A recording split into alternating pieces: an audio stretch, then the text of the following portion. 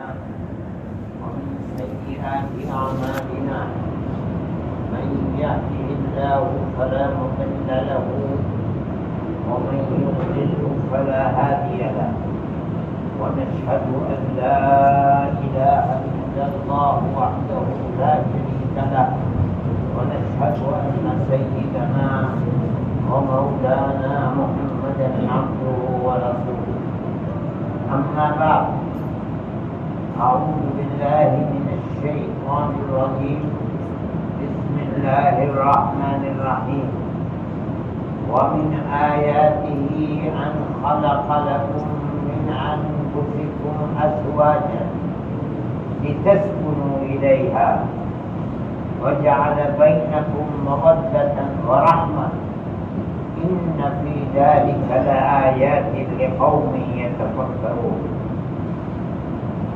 میرے محترم بزرگوں اور دوستوں،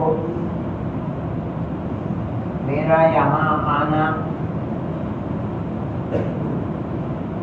آج اس مسجد میں ایک نکاح کے سلسلے میں ہے. اللہ اس نکاح کو باعث خیر و برکت فرمائے، چین و سکون اور عزت و آبرو کی زندگی میسر فرمائے. نکاح کے سلسلے میں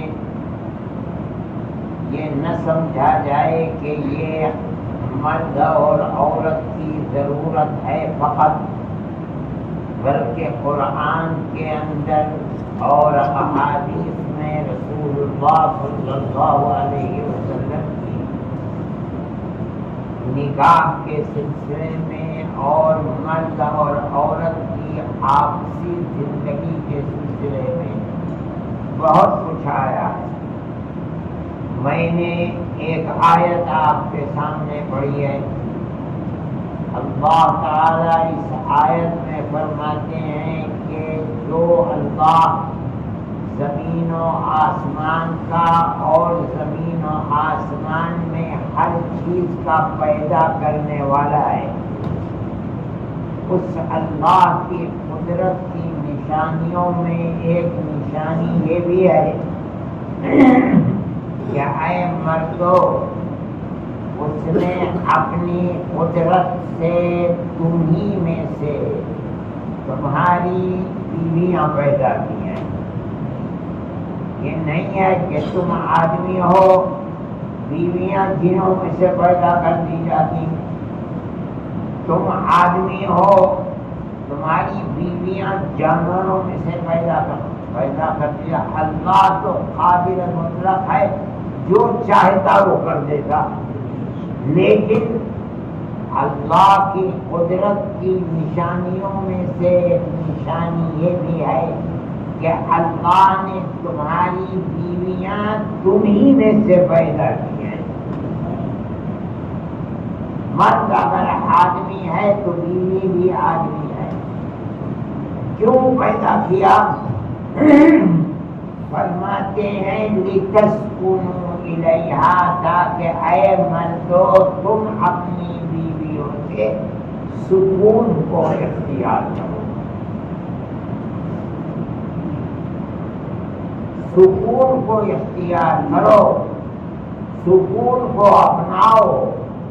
ہم تو کہتے ہیں سکون، مجھے سکون مل گیا، صحیح ہے، لیکن اللہ نے فرمایا ہے سکون کو اپناؤ. سکون اور حرکت کا مطلب ہے ایک جگہ سے دوسری جگہ، دوسری سے تیسری، تیسری سے چوتھی. سکون کا مطلب ہے عربی زبان کے اندر ایک جگہ اختیار کر لینا. یہ سکون کا مطلب ہے. اللہ فرماتا ہے تاکہ تم ان بیویوں سے سکون کو اختیار کرو. اس کا مطلب کیا ہے سمجھنا چاہیے. تمہارے اندر حرکت نہ ہو، ایک جگہ تم نے پکڑ لی. اب تمہاری بیویوں کو اس لیے پیدا کیا ہے تاکہ تم ایک جگہ سے دوسری جگہ، دوسری سے تیسری جگہ، تیسری سے چوتھی جگہ نہیں، بلکہ تم ایک جگہ قرار پالو، حرکت نہ ہو۔ اس کا کیا مطلب ہے؟ تمہاری آنکھ ایک جگہ ٹھہر جائے، یہ نہیں کہ یہاں سے اٹھ کر حلال کو چھوڑ کر حرام کے اوپر نہیں، تاکہ تمہاری آنکھ ایک جگہ رک جائے۔ تمہارے کان ہر جگہ ادھر سے ادھر، ادھر سے ادھر نہیں، ایک جگہ سکون کو اختیار کر لے۔ تمہارا قدم ایک جگہ کو چھوڑ کر دوسری جگہ، دوسری سے تیسری جگہ، حلال کو چھوڑ کر ہے نا، نئی بیوی کو اس لیے پیدا کیا تاکہ تم نے ایک جگہ پکڑ لی، وہی سکون کے ساتھ رہو، زندگی گزارو۔ تمہارا دل اس بیوی سے ہٹ کر کے کسی دوسرے کی طرف جائے نہیں۔ ہم نے بیوی کو اس لیے پیدا کیا تاکہ تمہارا دل ایک جگہ رک جائے، 10 جگہ نہ دوڑے۔ ہم نے تمہارے بیوی کو پیدا کیا کہ تمہارا دماغ اس بیوی کے اوپر سکون اور قرار کو اختیار کر لے، یہ نہیں کہ 10 جگہ پر جاؤ اور 50، کبھی یہاں دماغ ہے کبھی وہاں، زندگی تمہاری معطل ہو جائے گی۔ اس کا مطلب یہ ہے کہ جب تک تم اپنی ازدواجی نکاح کی زندگی میں اس سکون کی تلاش میں نہیں رہو گے، تمہاری یہ زندگی ازدواجی بیکار ہے۔ خیر و برکت اور اللہ کی چاہت، اس کی طرف سے رحمت، اس کی طرف سے برکت، روزی میں برکت، اولاد میں برکت اگر چاہتے ہو تو جو مقصد ہے زندگی کا، اپنے دماغ میں، اپنے دل میں، اپنی آنکھ میں، اپنی زبان میں، اپنے کان میں، اپنے پیر میں، اپنے ہاتھ میں، ہر چیز کے اندر قرار کو اختیار کرو۔ حلال طریقے پر جس کو اختیار کر لیا بس وہ حلال ہے، اس کے سوا ساری دنیا حلال نہیں ہے، حرام ہے۔ اور اگر ادھر سے ادھر، ادھر سے ادھر، ادھر سے ادھر، اس سے ادھر، اس گھر سے دوسرے گھر میں تم اپنے دماغ اور دل کو متحرک رکھو گے تو تمہاری ازدواجی زندگی خراب ہوگی۔ خدا کی طرف سے جو رحمت ہے، برکت ہے، اولاد ہے، عزت و آبرو ہے، ہر چیز ختم ہو جائے گی، اور ازدواجی زندگی کا جو مقصد ہے وہ مقصد نہیں تمہیں ملے گا۔ یہ تو پہلی چیز بتائی۔ لوگ نہیں جانتے ہیں کہ بیوی کو کیوں پیدا کیا۔ قرآن بار بار کہتا ہے اس لیے پیدا کیا تاکہ تمہارا دل، تمہارا دماغ، تمہاری آنکھ، تمہاری زبان، ہر چیز حرکت سے رک جائے، ایک جگہ ٹھہر جائے۔ جس آدمی کی زندگی ٹھہری رہے گی اس کا دل مطمئن ہوتا ہے، گھر میں خیر و برکت ہوتی ہے، اولاد میں صلاح و تقویٰ ہوتا ہے۔ بچیاں جس گھر میں جاتی ہیں ماں باپ کی زندگی کو باعزت اور صلح اور محبت کی دیکھ کر اس گھر کو اسی طریقے پر آباد کرتی ہیں۔ لڑکے اس کے جہاں جاتے ہیں جو ماں باپ کی زندگی سے سیکھا اسی زندگی کے عادی ہوتے ہیں، اپنا گھر بھی بنتا ہے، دوسروں کا گھر بھی بنتا ہے۔ دوسری چیز فرماتے ہیں وَجَعَلَ بَيْنَكُمْ مَوَدَّةً، اور یہ اللہ کی نشانی ہے، اس نے تم دونوں کے درمیان میں محبت کو پیدا فرمایا ہے۔ تم نے اگر لڑکی کا انتخاب کیا ہے اور ایسی لڑکی کا انتخاب کیا ہے جس کے دل کے اندر اللہ کا خوف اور اللہ کی محبت ہے، تو اللہ تعالی تمہارے دلوں کے اندر بھی محبت کو پیدا فرمائے گا۔ محبت ایسی چیز ہے کہ جہاں ہوگی خیر و برکت ہوگی. جس گھر میں محبت ہے اس محبت کی بنیاد پر اس گھر میں خیر و برکت ہے, اس کے اولاد میں خیر و برکت ہے, ان بچیوں کے اندر اور بچوں کے اندر خیر و برکت ہے. کیوں؟ اس لیے کہ محبت ہے. گھر کا پورا ماحول خیر و برکت کا ماحول ہے, ایک دوسرے کے ساتھ مدد ہے, ایک دوسرے کے ساتھ تعاون ہے, زندگی گزرتی ہے. اس لیے دوسری چیز فرماتے ہیں وَجَعَلَ بَيْنَكُمْ مَوَدَّةً أي محبتاً, اور اس نے تمہارے درمیان میں محبت اور مودت کو پیدا فرمایا ہے. اور تیسری چیز فرماتے ہیں وَجَعَلَ بَيْنَكُمْ مَوَدَّةً وَرَحْمَةً, رحم کو پیدا فرمایا, ایک دوسرے کے ساتھ معاملہ رحم کا کرنا. عجیب اللہ کی قدرت اور اس کی عنایت ہے. رحم کا کیا مطلب ہے؟ ایک زندگی جوانی کی ہوتی ہے مرد اور عورت کی, اس کے اندر مودت اور محبت چلتی ہے, شادی ہوئی ہے, محبت کی شادی ہوئی ہے, ایک دوسرے سے محبت. فرماتے ہیں محبت کے علاوہ رحمت کو پیدا فرمایا. ایک عمر ہے عورت کی 45-50 سال کے بعد اس کو مرد کی رغبت ختم ہو جاتی ہے, بڑھاپا آ جاتا ہے. مرد بھی اسی طرح 60 سال تک عام طریقے پر پہنچتے وہ جو رشتہ محبت تھا جس سے اپنی زندگی کے تقاضے کو مرد اور عورت پورا کرتے تھے, ختم ہو گیا. عورت کی عمر 70 سال ہے, مرد کی عمر 80 سال ہے. وہ جو محبت کا معاملہ تھا کہ ایک دوسرے کے ساتھ زندگی بسر کرتے تھے, اپنی طبیعت کے تقاضے کو پورا کرتے تھے, ختم. لیکن فرمایا یہاں رحمت کی ضرورت ہے. شوہر اس بوڑھی کو دیکھ کرتے تو یہ یاد کر کہ اس کے بچوں کی بلاغت, تیرے بچوں کی پرورش بچپن سے لے کر کے جوان تک اس بڑھیا نے کی ہے. آج یہ بوڑھی ہو گئی ہے تو تیری رحمت کی تلاش ہے اس کو. اگر رحمت نہیں ہوگی تو گھر سے آپ کو کے باہر نکال دے گا. اللہ نے رحمت کو پیدا کیا ہے. اگر یہ باپ اور یہ شوہر بیمار ہو گیا, کسی مصیبت کا شکار ہو گیا, تو تو یہ دیکھ کہ اس نے جوانی سے لے کر آج تک تیرے کھانے پینے رہنے کہنے اور تیرے بچوں کی پرورش کا سارا انتظام اس نے کیا ہے. اپنی جان کو جو ہو ملا, آج یہ اس کا محتاج ہے کہ تو اس کی خدمت کر اور رحمت اپنے دل میں پیدا کر, رحم کھا اس کے اوپر.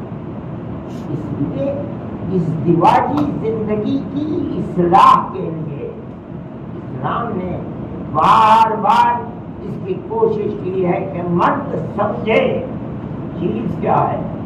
یہ صرف اپنی زندگی اور جوانی کے تقاضے کو پورا کرنا نہیں, اس کے ساتھ تیری آخرت جڑی ہوئی ہے. اس کا مطلب ہے کہ شادی کرنے سے پہلے اس چیز کا خیال اپنے اندر پیدا کر. اس طرح سے اس لڑکی کا انتخاب ہو جو تیرے ساتھ اپنی زندگی گزار سکے. نبی کریم علیہ الصلوۃ والسلام نے فرمایا صحابی سے کہ دنیا جو نکاح کرتی ہے اس کے مختلف اسباب ہوتے ہیں. کبھی تو آدمی نکاح کرتا ہے خوبصورتی کی وجہ سے, کبھی آدمی لڑکی کو لاتا ہے دولت و ثروت کی وجہ سے, کبھی آدمی لڑکی کا انتخاب کرتا ہے خاندان کی عظمت کی وجہ سے. اللہ کے نبی نے صحابہ کو فرمایا ایسی لڑکی کا انتخاب کرنا جس کے دل میں خوف خدا ہو. کیوں؟ اسی کے پیٹ میں تیرا بچہ 9 مہینے رہے گا, اسی کی چھاتی سے دودھ پی کر کے بڑا ہوگا, جوان ہوگا. اسی کی تربیت میں رہ کر کے جوانی تک پہنچے گا. اگر اس کے دل میں خوف خدا ہے، تیری اولاد کے دل میں خوف خدا ہو. اسلام کا رشتہ ہے، اس رشتے کو مضبوط کرنا چاہا ہے قرآن اور حدیث میں جناب رسول اللہ صلی اللہ علیہ وسلم. اور آپ کو حیرت ہوگی، جھوٹ بولنا بہت بڑا گناہ ہے. اللہ کے نبی فرماتے ہیں کہ مجھ کو فرشتے اٹھا کر لے گئے، خواب دیکھا میں نے. فرماتے ہیں کہ مجھے یہ دکھلایا، یہ دکھلایا، یہ دکھلایا. ایک بڑی لمبی حدیث ہے، لیکن ایک چیز دکھلائی. فرماتے ہیں کہ ایک آدمی بیٹھا ہوا اور اس آدمی کے ہاتھ میں چاقو، چھری یا دلانتی ہے. ادھر سے آتا ہے اور یہاں ڈال کر کے چیر دیتا ہے یہاں تک. وہ آدمی دوڑتا ہے، چیرتا ہے، پھر ادھر سے ہٹ کر کے ادھر آتا ہے، اسے چیرتا ہے یہاں تک، یہ ٹھیک ہو جاتا ہے یہ انسان. پھر ادھر سے ادھر آتا ہے، اسے پھر چیرتا ہے، یہ ٹھیک ہو جاتا ہے. یہ ایک عذاب کی شکل ہے. میں نے ان فرشتوں سے پوچھا یہ کیا ہے؟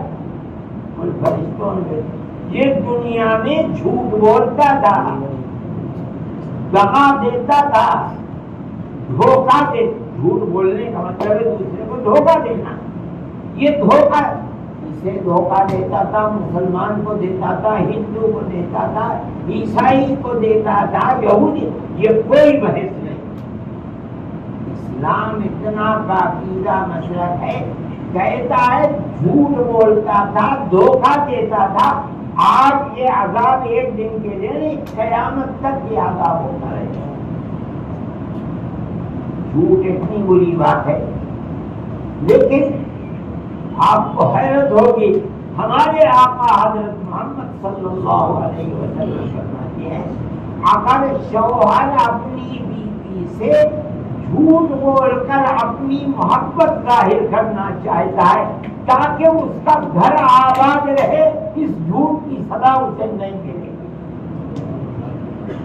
اور اسی طرح ابو داؤد کی روایت میں اگر یہ عورت جھوٹ بول کر اپنی شوہر کی توجہ اپنی طرف لینا چاہتی ہے، اس عورت کو جھوٹ کی سزا نہیں ملے گی.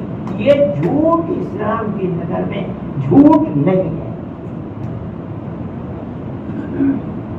کیا مطلب ہے؟ اللہ کا نبی یہ چاہتا ہے کہ گھر آباد رہے، بچوں کی اصلاح حال ہوتی رہے، صحیح تربیت ہو، لڑکوں کی تربیت ہو، لڑکیوں کی تربیت ہو. اگر گھر آباد نہیں ہوگا ان کی زندگی برباد ہے، میاں بیوی کی، ان کے بچے اور بچیوں کی بھی زندگی برباد ہوگی. جو انہوں نے اپنے ماں باپ کو ایک دوسرے کو مارتے پیٹتے گالیاں دیتے، جس گھر میں جائیں گی یہی گالیاں دیں گے، بچے یہی کریں گے. اسلام اور ہمارے آقا حضرت محمد صلی اللہ علیہ وسلم گھر کی آبادی کے لیے کتنا فکر فرما رہے ہیں. مطلب جھوٹ نہیں ہے. کیا مطلب ہے؟ کل قیامت کے دن اس جھوٹ کے اوپر اللہ پکڑ نہیں فرمائے گا. کیوں؟ دیکھیے دونوں گھر کی آبادی کے لیے ہیں، بربادی سے بچنے کے لیے. شوہر کہتا ہے کہ بیوی تمہارے بغیر تو میرا نماز نہیں لگتا، حالانکہ جھوٹ بول رہا ہے. بیوی کہتی ہے شوہر سے کہ تم چلے جاتے ہو، گھر میں میرا دل ہی نہیں رہتا، حالانکہ جھوٹ بول رہی ہے. اللہ جانتا ہے کہ جھوٹ ہے، مگر اللہ کی رحمت پر سے اس شوہر پر بھی، اس بیوی کے اوپر بھی. کیوں؟ اس کے بغیر اس کے گھر آباد نہیں ہو سکتا، اور بغیر اس کے یہ بچے اور بچیاں اپنے گھر کو آباد نہیں کرتے. میں جو بات کہہ رہا ہوں میری طرف سے کوئی بات نہیں ہے. آپ کسی مولوی سے پوچھو گے حدیث پڑھانے والے کو بتائے گا کہ یہ سب کچھ اللہ کا فرمایا ہوا ہے اور ہمارے آقا حضرت محمد صلی اللہ علیہ وسلم کا بتایا ہوا ہے. رسول اللہ ہے وہ. اس کا مطلب کیا ہے رسول اللہ کا؟ اللہ کا رسول ہے. اس کا مطلب ہے کہ جو کچھ اس نے فرمایا اور جو کچھ کیا ہے ہمارا ایمان ہے کہ وہ حق ہے، حق ہے، حق ہے۔ کیوں؟ کہ دیکھیں رسول اللہ ہے، اللہ کا رسول جھوٹ نہیں بول سکتا۔ انہوں نے جو فرمایا ہے وہ حق ہے، ہمارا ایمان ہے، چاہے ہماری کھوپڑی میں آئے یا نہ آئے۔ انہوں نے فرمایا کہ قبر کے اندر مر جائے گا، فرشتے آئیں گے اٹھا کے بیٹھائیں گے، ساری دنیا کہے گی مر گیا، کیڑے کھا رہے ہیں، نہیں، ہم کہتے ہیں جو فرمایا وہ حق ہے۔ فرمایا جب اٹھائیں گے مومن کو تو اسے ایسا لگے گا کہ جیسے سورج غروب ہونے والا ہے اور میں سوتا رہ گیا، عصر کی نماز نہیں پڑھی میں نے۔ تو فرشتے تو پوچھیں گے بتا تیرا رب کون ہے، اور یہ کہے گا داؤ نہیں مسلی، چھوڑو مجھے، میں پہلے نماز پڑھ لوں۔ کون کہہ سکتا ہے یہ بات کہ یہ ہو رہا ہے؟ ہم کہتے ہیں جس طرح ہم اپنی آنکھوں سے دیکھ رہے ہیں کہ سورج نکل رہا ہے، اللہ کے نبی کا فرمانا حق ہے۔ کیوں؟ اس سے تو وہ رسول اللہ ہے، اور رسول اللہ کا مطلب ہے جو کیا وہ حق ہے، جو کہا وہ حق ہے۔ اس لیے میرے بھائی اپنی ازدواجی زندگی کو، مرد زیادہ طاقتور ہے، عورت اتنی طاقتور نہیں ہے، اس لیے اپنی بیوی کے ساتھ حسن معاملہ کرنا، میں کہتا ہوں یہ عبادت کی طرح عبادت ہے۔ کیوں؟ ان دونوں کی زندگی آباد، ان کے بچوں کی زندگی آباد، ان کے اعزاء اور اقربا کہتے ہیں ارے بھائی محبت ایسی ہو جیسے ہمارے بچے کی محبت، اس گھر کے اندر محبت ہے، جس طرح اس کے یہاں خیر و برکت ہے۔ یہ ضروری چیز ہے۔ میں نے یہ بات آپ سے کہی، ہر آدمی شادی کرتا ہے، یہ رشتہ ایک بڑا پاکیزہ رشتہ ہے، اللہ کی رحمت اس رشتے پر برستی ہے۔ اس لیے اپنی بیوی کے ساتھ اپنی زندگی اتنی حساس زندگی ہے کہ اگر یہاں مرد بیوی کے ساتھ اور بیوی مرد کے ساتھ جھوٹ نہیں بولتے ہیں تاکہ گھر آباد رہے اور محبت کا پرچار اور محبت کی زندگی دونوں کی گزرے، تو یہ جھوٹ بولنا بھی جھوٹ نہیں ہے۔ اس کے اوپر قیامت کے دن کوئی عذاب ہو سکتا ہے کہ چونکہ نیت یہ ہے کہ گھر آباد ہے، کل اس جھوٹ کے اوپر بھی اللہ کی طرف سے ثواب کا طرف ہے۔ اس لیے زندگی کو بہتر کرنا چاہیے۔ میں یہ بات صرف آج ہی کے نکاح پر نہیں، میں ہر آدمی سے کہتا ہوں، اپنے اہل کے ساتھ، عیال کے ساتھ جس کا تعلق اچھا ہے، بہتر ہے، اللہ کے خوف سے وہ معاملے کو اچھا رکھتا ہے، یہ گویا کہ ایک عبادت کر رہا ہے، اس کا اجر و ثواب دنیا کے اندر بھی ظاہر ہوگا، کل موت کے بعد بھی ظاہر ہوگا۔ اللہ ہم سب کی دنیا کو بھی آباد فرمائے، ہماری آخرت کو بھی آباد فرمائے۔ آج جو رشتہ ہو رہا ہے اللہ اس میں خیر و برکت فرمائے، عزت و آبرو کی زندگی، چین و سکون کی زندگی میں فرمائے، اور آپس میں رحمت و رحمت اور محبت پیدا فرمائے، جو اس دیوالی زندگی کا مقصد ہے۔ وآخر دعوانا ان الحمد للہ رب العالمین۔